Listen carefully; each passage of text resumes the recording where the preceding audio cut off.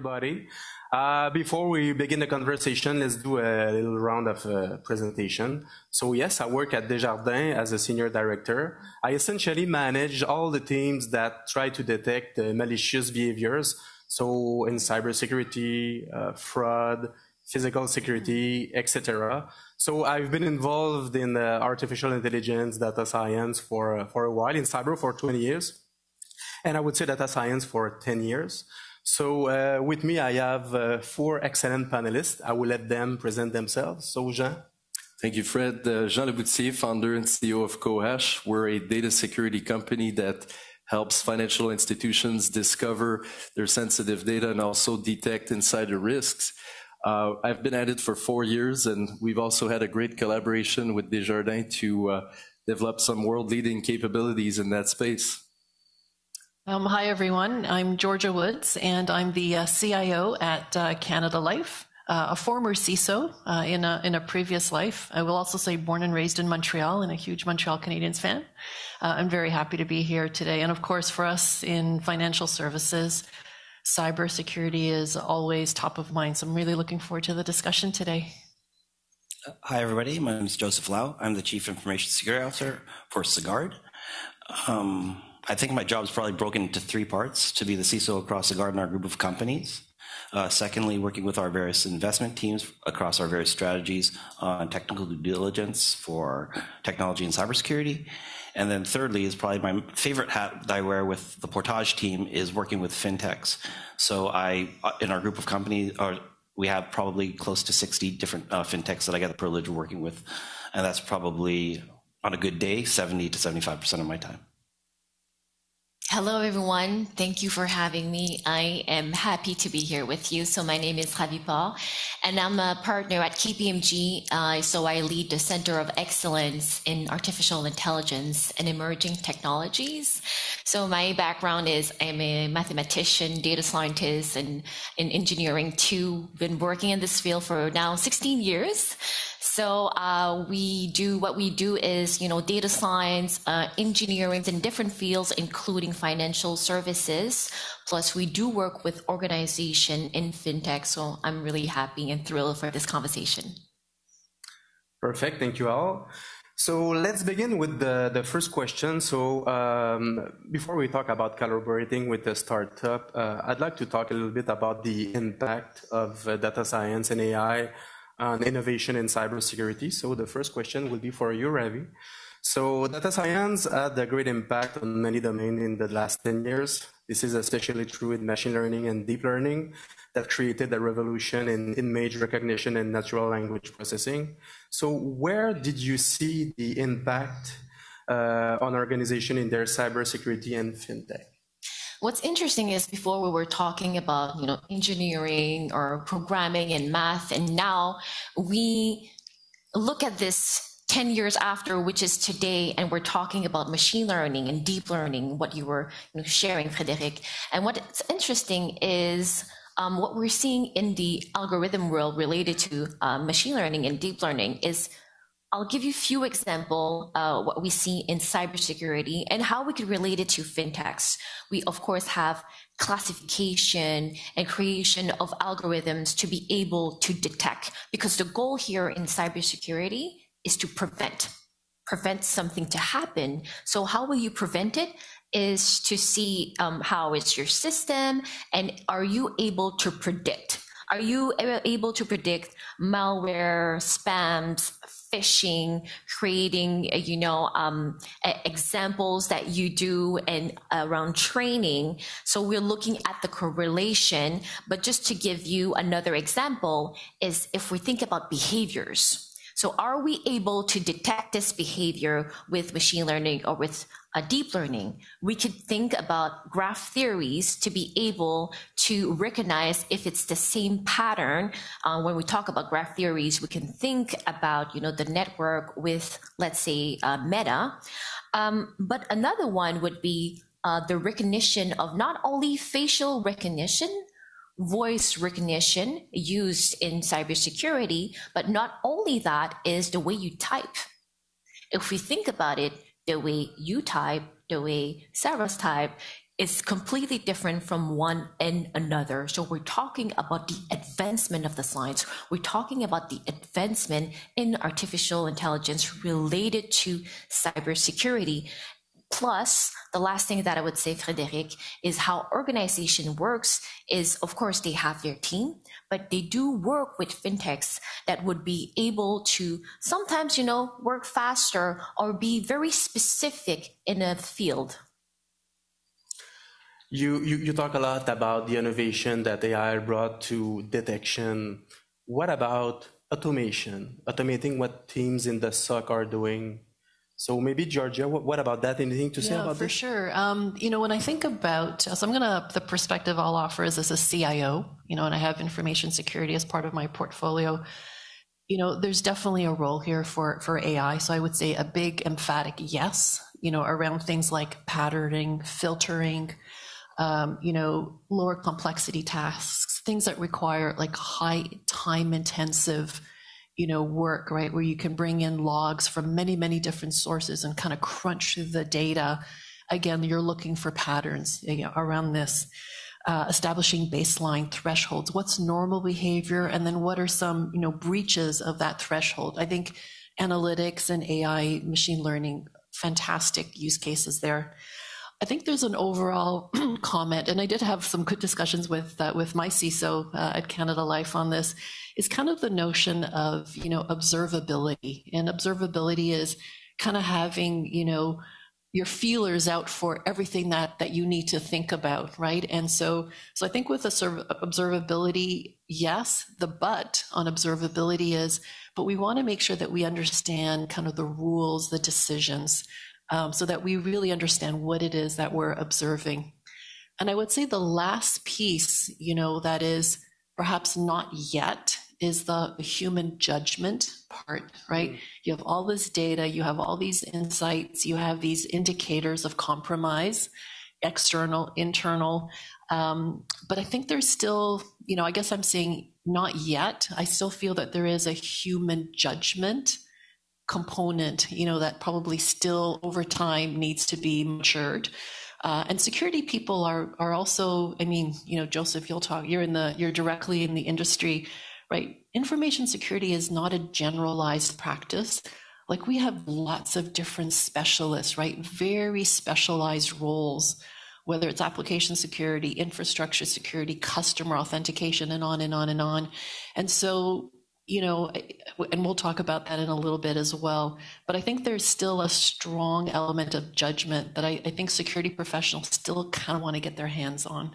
And with the AI that can do so much in cyber and fintech, what are the risks, Georgia, of adopting or not adopting those kind of technologies? Yeah, there's the risk for us, first of all, in security. The threat landscape changes all the time. It's such a fluid dynamic. When I was a CISO, the question I kept being asked is, and I get asked this now as a CIO, how safe are we? How do you answer the question about how safe you are? Well, there's two parts to that. Yes, we're making all kinds of investments to protect and prevent, as you say, Ravy. But part of my answer was, 50% of my effort is how do I respond, right? So I think there's a lot of AI application in helping us prevent and detect. And I actually do think that there's room here for how we also respond. Part of our response is you want to pinpoint, when did a compromise actually happen? How widespread is it? Because that informs your response plan, right? So there's huge risks. It's fast moving. There's so many factors to consider. And it's not a general purpose field. It's so specialized. So I think there's huge risks if you don't, really think about all these different factors and what are the roles of the fintechs? What are the roles of perhaps some larger organizations? Can I add a little bit to that?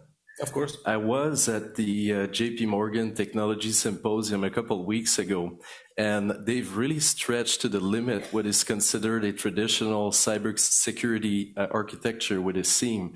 They have 40 billion events every day that represents 100 terabytes of data. So the value of data, the volume, the velocity, I like to call these the 3 V's, are really increasing dramatically. So automation is a must-have, to the point today where they were actually saying the notion of centralizing all these events is no longer practical. We're now thinking in terms of, can we distribute detection? Can we distribute remediation? Because they already know there's a point in the future where the centralized model is not going to function any longer. Yeah, that's fantastic. So it's very fascinating. I had some, I know we got to get on with, I have my own data too. Like, we're a smaller organization. So we have, from our SIM, 70 billion records per month. So 30 to 80,000 events per second. I mean, you just try and think about how do you possibly, work through all of that. You're absolutely right. I like you what cannot. you said, Georgia. Automation. When they ask you, are we secure enough? People are asking themselves now, it will happen. Yes. When will it happen? And that's the reason why, Frédéric, you ask about automation. This is going to happen one day, and what is the response? So I really like the when. Yeah, exactly. Maybe I could just interject. I think, so first of all, cybersecurity is hard. It just is. So when I try to explain this at a higher level, I think of it in terms of 3 vowels. The first one would be internal. What are your internal controls? What are you doing within your organization to be safe? The second would be external. What are the external threats? What can be attacking you? And then to build on what Georgia said, the A is after. After something bad happens, do you actually have plans in place to protect your organization to recover? So I think a lot of the times we're talking about, there's these billions of attacks and all these other things that are happening. It can be maybe a little bit overwhelming, but the world's scary as it is, right? And they actually call me Grim Reaper sometimes internally at Sagard, so that is what it is. But I think looking at it from a strategic point of view, you definitely have to invest some energy onto the after and to the A part of it. Grim Reaper. All right. That's your new nickname. So I think we can all agree that AI is clearly the flavor of the month in cyber. Everybody is doing it or say that they're doing it. I mean, I've even seen a toaster that use AI to make better toast. I don't know if that really works, but it's everywhere. So question for everybody. How do you recognize a serious capability based on AI from just words? I think from a startup perspective, how many data scientists do you have in your team would be a great indication, because there's a lot of marketing out there, but how many data scientists do you have that are actually trained in that field and looking at the data? I think that would be a great starting point.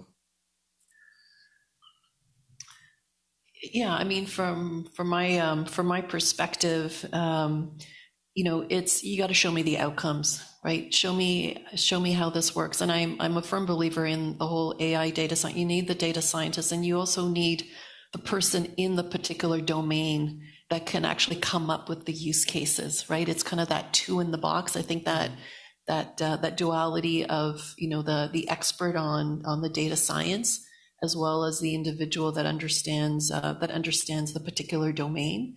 That combination together is a fabulous combination to bridge the two. So last year, I think I did, in 2021, I think I did somewhere around 70-ish technical due diligence on fintechs specifically, not cyber companies, but fintechs. And probably 58 of them said they had AI on the product. Probably not, I would say, is the answer. And I think that's one of the questions we're trying to answer here. And I think we've talked about a couple of the things, which is really on the team. Does the team actually have an AI background?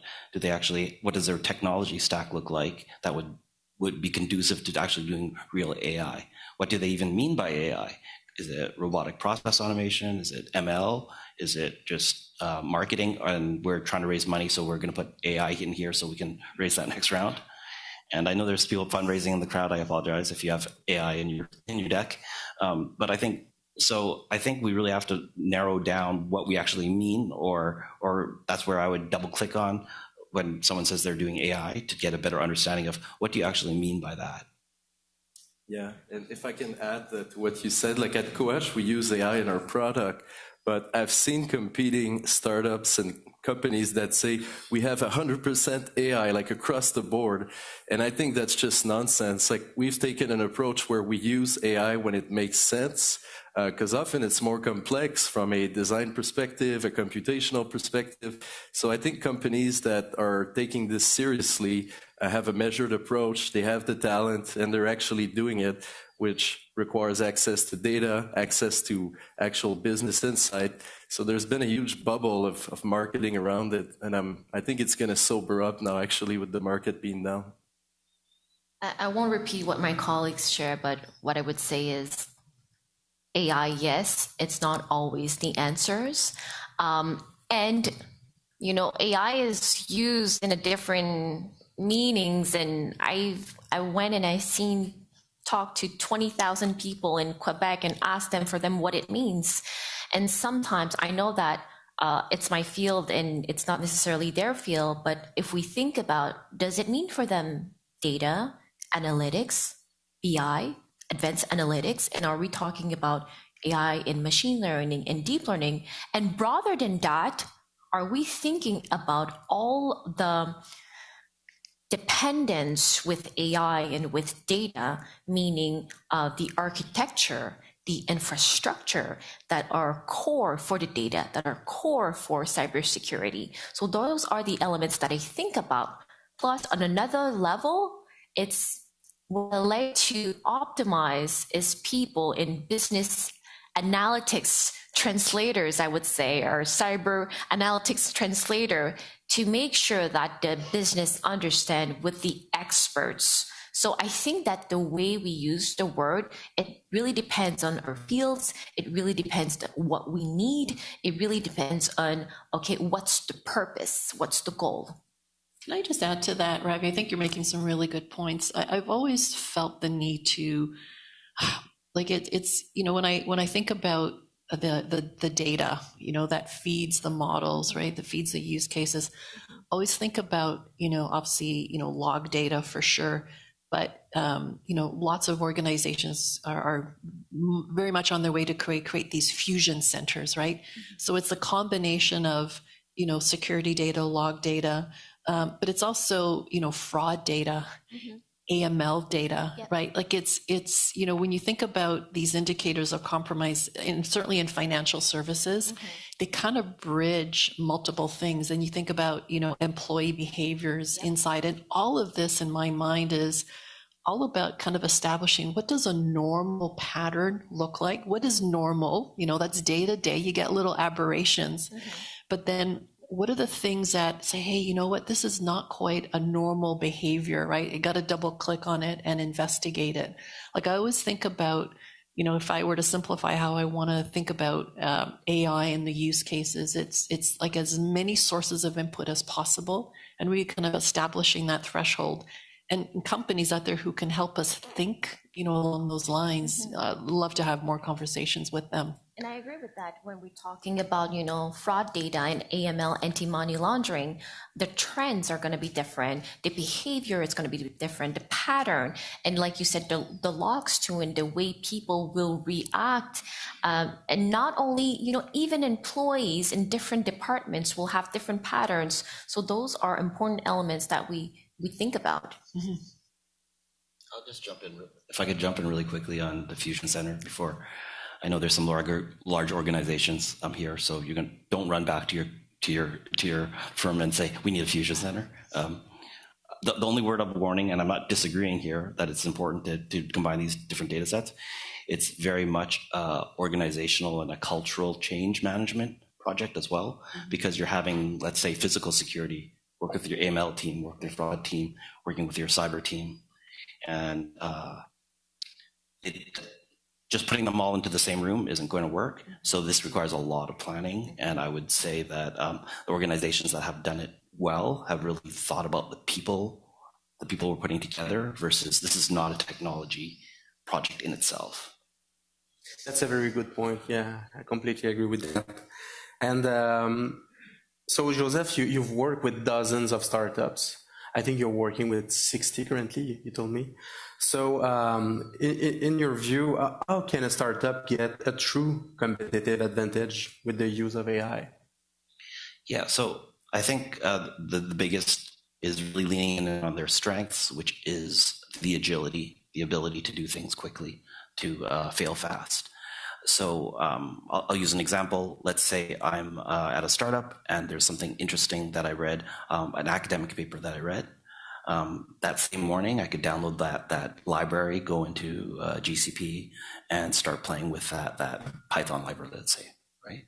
I think that's why we've seen the large financial institutions invest in venture capital to have that visibility into what those new trends are, because internally they might not have the agility to play around with things on that scale. So I think really how quickly you can learn from these small companies is the fact that they're willing to make a lot more mistakes. Very good point. Anything to add? I would add that I think from my perspective as an entrepreneur, I'm always asking myself, like, what is our right to win in the long term? And with AI, I think if we can develop business plans where the technology is learning and over time establishing an unfair advantage that cannot be easily replicated at scale, that's going to be a massive differentiator for startup and technology companies. So that's the sort of thinking we have at Qohash, like how can our solutions collect data and learn to unfairly dominate our competing firms in the long run. And those firms that think like that will win. Those that don't, I foresee will be eliminated in the futures because they won't be able to compete with those that have that AI advantage of learning over time. All right. So we've talked about AI, how it can help us to protect our organizations, but on the reverse, there are ways to use AI for attackers, fraudsters. So have you seen anything on the use of AI for offensive purposes? I've seen some in the world of defense, okay, which is where I came from before. Interception of images. Let's say you develop an AI model to analyze images that are taken from a satellite to, say, automatically count the number of troops in the field. I've seen interception of such images and slight modification such that these images cannot be automatically analyzed by a model by casting a very imperceptible filter over top the image.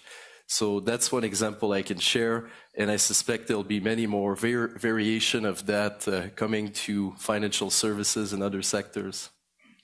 And what about deep fakes or? Maybe I'd like to jump back on what you shared, Jean. It's very interesting about using satellite images because that's what we do in my team. We at KPMG, we use satellite images to do something more, I would say, positive when we think about agriculture and technology to be able to recognize the E of ESG. But as long as you use it positively, it's something. But then if we think about another aspect, when there's the positive, there's always the other part, because like you said, fraudster, I think you use as a reference, they will always be creative and use those technology that we're using for good and use it for something in their advantage, let's put it that way. So of course, like you said, like the use of deepfakes, when we talk about, an image, when we talk about, let's say, une image de marque également, and we're talking about le rayonnement, la notoriété of a person, it's going to be important. Like we saw, and I think maybe a lot of people saw it, the video of Barack Obama that was used during the deepfake, when it's something that you can do with your own picture for fun, but let's say that it's use it for another purposes, or even use it as an image recognition to do something else. When we talk about ethical, responsible AI, it's something that, those are the elements that we think about, because who's creating the algorithms? It's us. We human are creating the algorithms. We're creating technology for the people, by the people, or for other purposes. I have some ideas, more in a brainstorming mode, because a lot of people in my team get emails that are faked from me. And it's so stupid. It's like, hey, I'm in a hurry, send me your password. And of course, that never works. But I think we'll see a wave of more sophisticated attacks, because now we communicate in voice memos and pre-recorded clips where that deepfake angle is going to come, and it's going to be very credible. And people are going to get fooled by that. So that, I think, would be a valid prediction. I agree. And I would say my parents, if they would receive a video like that, they would trust that video, even if it's not perfect. But for us, with our different eyes, I think that eventually when it's going to be more sophisticated, we could be fooled by that, because the amount of information and data as video and voice text, like you said, that we're receiving, it's enormous.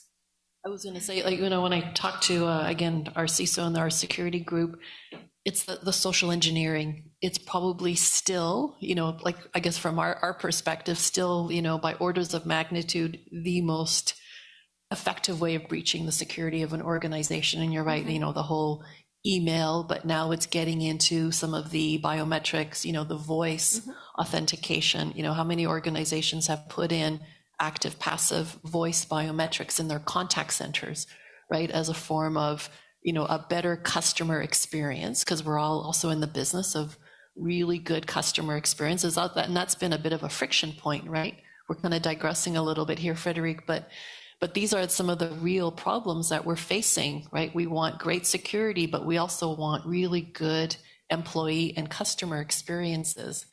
So you know, and as some of these techniques get even more sophisticated, we're going to have to continue to improve, you know, the capability so we can really authenticate the employee, the customer, and make that as frictionless as possible. In every great creation, you can do something bad with it too. Totally. It's going to happen. It's a cat and mouse game, as it seems. It's going to happen, Fred. You know, some guy that is like a high network, they're going to fake his voice and he's going to say, hey, I'm at the airport, I need this transfer done, or I switched bank, you have to do it now. And it's going to happen because they spoofed his voice.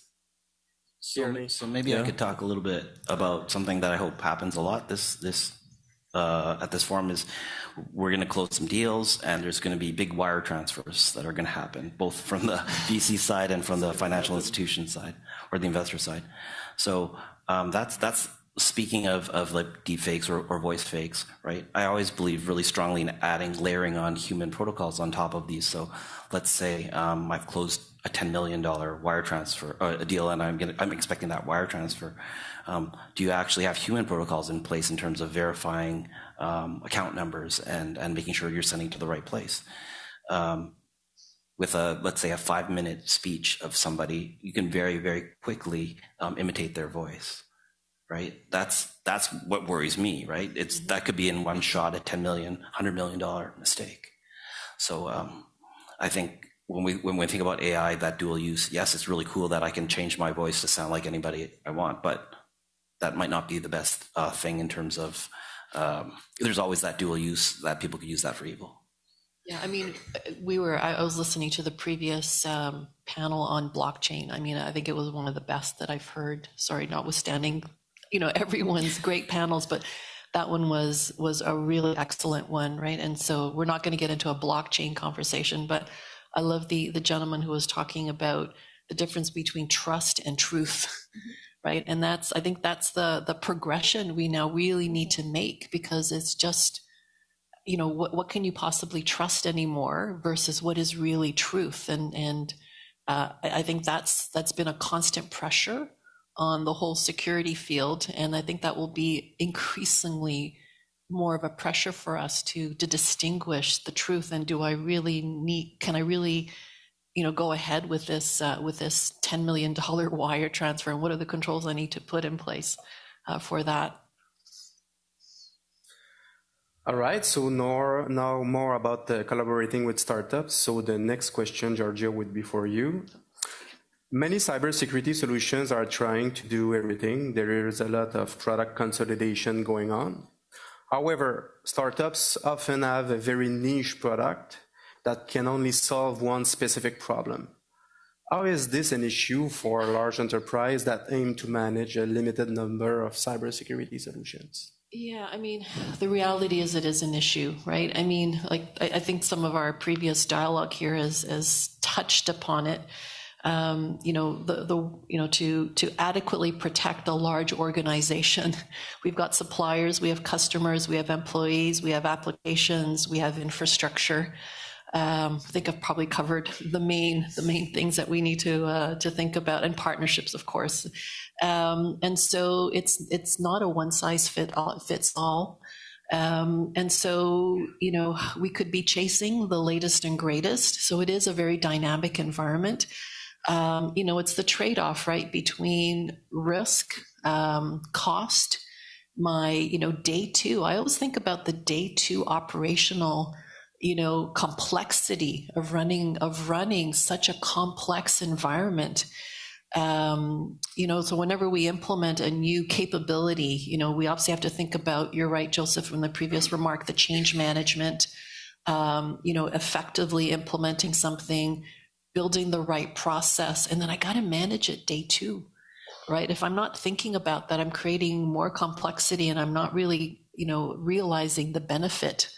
So it's a tough question. I don't think anyone's really figured it out. There's a tendency to get enamored with some really cool, you know, new capability, but again, as a CIO, I really need to think through all the different steps, you know, within that process. My last comment, and invite anyone else to further elaborate on it. I'm not in the risk elimination business. I can never be. If we're going to spend all our money protecting, and I have a few of my business partners in the room here, we won't have any money left to grow our business. You know, we need to grow a business. We need to be there for our customers, you know, to deliver great products, as great service, great experiences. So there's always judgment calls around, you know, you're always going to have to take some risk. I'm in the risk management business, right? So you're going to make risk appropriate decisions, risk appropriate investments, and work with your business partners, you know, to balance and trade off, you know, the investments in security, as well as, you know, having money to grow and create those great customer experience. I just cannot emphasize that enough. Joseph, have you anything to add? So I think one of the things, especially for larger financial organizations, is, of course, the risk calculus is very important. What they want to expose of their enterprise. And then the one risk factor that I don't think is considered strong enough is the risk of inertia, the risk of not looking into certain areas. But a big part of my job, and I'm switching hats completely to my portage hat now, is advocating for fintechs. Traditional enterprises. When we look at most financial institutions, they're very scared to work with fintechs because specifically there's this impression, earned or not, that cybersecurity is very poor at fintechs. And so I like to use the analogy of LEED certification. So LEED certification, it's a little bit of a leap, but let's say that it's you're a older building and you want to get LEED certified platinum, right? You want to get your 80 points and you want to have a sustainable building and make it green. That's a lot harder to do for a traditional enterprise than it is for a brand new startup. So that's why I encourage, I always work very closely with our early stage startups in terms of making those good cybersecurity decisions early on, making those right investments, those tactical investments very early, so that they've built basically from the ground up a secure enterprise cloud first, using design patterns that secure design patterns that make sense, so that when we get to that stage where it makes sense to have that measured risk with the large financial institutions, they are actually secure, and in some cases just as secure as the larger financial institution that they're working with.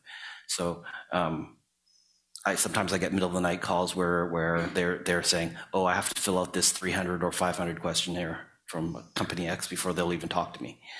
And I'm like, yeah, you do. That's why you're working. that's why you're at the startup and I'm not. But I think you have to look at it holistically. What is, from a large FI perspective, what risk are you willing to take in what areas? And is the cost of inertia too much that you have to go there? And then from the fintech's perspective is, I know you're stretched super thin on developer resources, but designing things right from the ground up will make everything later a lot easier. Things like your security certifications, things like that. So the fallacy I'm trying to break is fintechs are not cyber secure. It's not necessarily true. I can add from my perspective as a cybersecurity founder, because it's really tough, and I had to knock on a lot of doors when we started to find a launch customer who wants to buy a new unproven cybersecurity product to protect your most precious assets, right?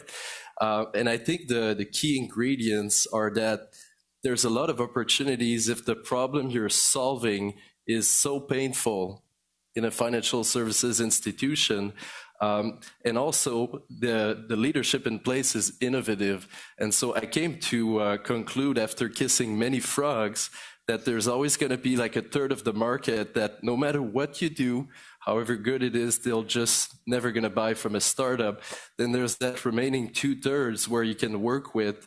And like Joseph said, like we had to do SOC 2 Type 2 from the start, extremely painful as a startup, but totally required. We have to do a Veracode assessment of all our code base, very costly. But when you do all these things, there is, I'm convinced, in the market, a series of firms that will see the opportunity and seize it. Because startups bring a lot of energy, they bring the latest technologies, and there are massive issues to be resolved that, Desjardins does in-house development. There's no way you can solve all these issues at the velocity that a properly structured startup can. So I think the ecosystem has to mature. Capital providers can help companies to put in place the right controls initially, and large firms can clearly define what is the threshold that a startup needs to reach to be able to work with us, and how are we going to unwrap this technology in a sober phased approach so that the risk committee doesn't lose their hair on your project proposal. But if done right, I believe, and we've shown it at Desjardins and other organizations, it is really worth it. And we've done some amazing things with the products we've delivered at Qohash with our partnership with Desjardins. Maybe I'd like to add on that specific note about collaboration, and that's interesting that we have all the different parties here. I see it as let's say like a triangle. At the center of the triangle, we do have the organization, and around the triangle, there's, of course, the fintechs. There's going to be the consultant. I think you've proven yourself very well, Jean, with the fintechs part. On our side, as consultant at KPMG, we do and we help organization, and we do partner up too with fintechs. We do invest in them too. We do have suggestions. Of course, organizations, big organizations, they need to work with others that would be compliant, and that's where we here to share with them the best practices, and we're there to help them, and we do it hands in hands. And on the other part, I would say it's going to be the academic for the research and development. Let's be honest, there's a lot of chairs in cybersecurity in Quebec, in Canada, and this is quite important to make sure to advance the theoretical part, but the concrete part, how are we going to apply it in the real world, how we will apply it in organizations. So earlier, Georgia, you said you're in a business of managing risk. And that makes sense. You're not a business here on cybersecurity. And that's why there's the ecosystem of people having those skill set.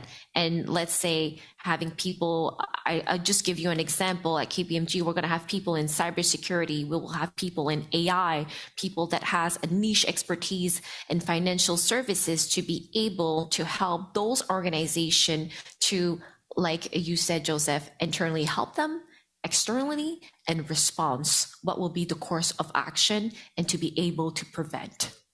I want to add something, and we do have a great partnership with KPMG too, which you probably don't know about, but there is a talent shortage in cybersecurity right now, which is a huge thing. And I think that startups that want to bring solutions to market will need great consulting partners, and it's going to be a service plus product offering that will truly address today's complex challenges in cybersecurity. Because for us, the last thing we want is to create a great technology that we sell and it becomes a shelfware because the client doesn't have the in-house expertise to deploy, operationalize it, and help us improve it over the long run. So that's a great point that's not often talked about. And it's true that labor shortage, when we talk about that, yes, in cybersecurity, but in other, I would say, different fields and different capabilities and different skill set, and we're going through that. So what is going to be the next step? How will we automate the next step? How will we automate the things that we don't necessarily need to, or there's so many information, like you said, the 3V, velocity, volume, variety, etc. How are we going to be able to be preventing those kind of issues related to cybersecurity? I'm going to add to that. I know we're getting close to time here, but I think this is also part of the dilemma. Every organization may feel that they're in it alone. So when you think about Canada, if you add up how much every individual organization, right, small, medium, large enterprises are individually spending, to put in the right capabilities and the right, hiring the right people, partnering with the right fintechs, the engagement with the KPMGs of the world to help us, think through our solutions. I've got to think that there's better solutions here for us to kind of collaborate a lot more, because there's a huge expense. And we're all kind of solving similar problems. We talked about this previously when I was a CISO around in Canada. We have a great opportunity to perhaps share a little bit more and generally, protect financial services as a critical infrastructure. And so I think there's just so much room for us to do much, much more collaboration across our country to protect Canadians, because it's so expensive for each of us to try and go at it alone, because there's just not enough people out there and that talent that we're all trying to get access to. Maybe I'll just make one point on this. I agree, cybersecurity is expensive. Canadian firms spend about 60 cents on the dollar compared to our American counterparts. So we severely underspend in Canada on cybersecurity.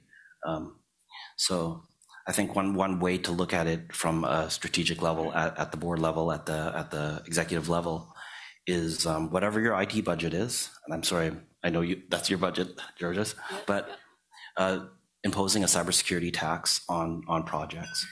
So if your budget is 100 million, let's say, 10 million of that should be spent towards cyber. So that's a rough number. The stronger organizations spend somewhere north of 10%, and the weaker organizations might spend less than that. But as a rule of thumb, spending 10% of the IT budget on cybersecurity is a good rule of thumb. And if you don't, then you're probably underspending. All right, so I think we may have time for one question.